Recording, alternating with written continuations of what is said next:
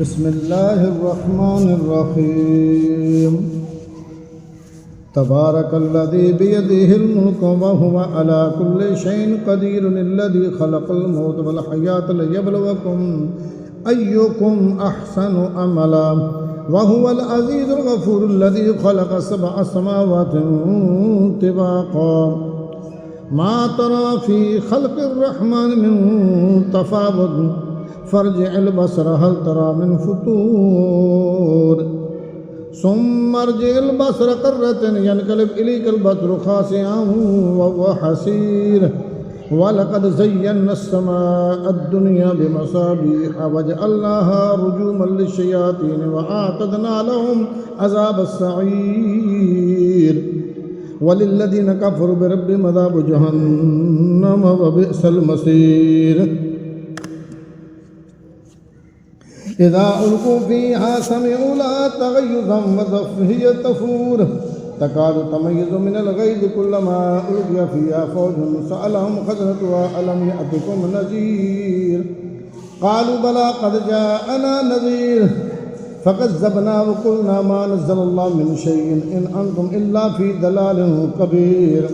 وقالوا لو كنا نسمع أو نعقل ما كنا في أصحاب السعير فاعترفوا بذنبهم فسحقا لأصحاب السعير إن الذين يخشون ربهم بالغيب لهم مغفرة وأجر كبير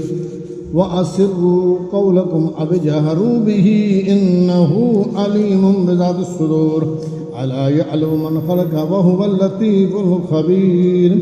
هو الذي جعل لكم الأرض ذلولا فامشوا في مناكبها وكلوا من رزقه وإليه النشور أأمنتم من في السماء أن يكسر بكم الأرض فإذا هي تمور أم أمنتم من في السماء أن يرسل عليكم حاسبا فستعلمون كيف نذير ولقد كذب الذين من قبلهم فكيف كان نكير أولم يروا إلى الطير فوقهم صافات ويقبضن ما يمسكهن إلا الرحمن إنه بكل شيء بصير أمن هذا الذي هو جند لكم ينصركم من دون الرحمن إن الكافرون إلا في غرور أمن هذا الذي يرزقكم من أمسك رزقه بل لجوا في كتب ونفور أم أفمن يمشي مقبا على وجهه أحدى أمن يمشي سويا على صراط مستقيم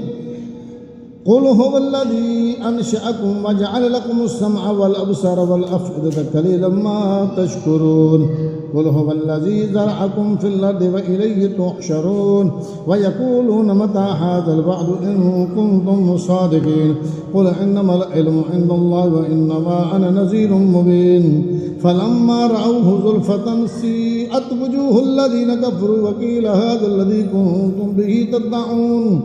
قل أرأيتم إن أهلكني الله ومن معي أو رحمنا فمن يجير الكافرين من عذاب أليم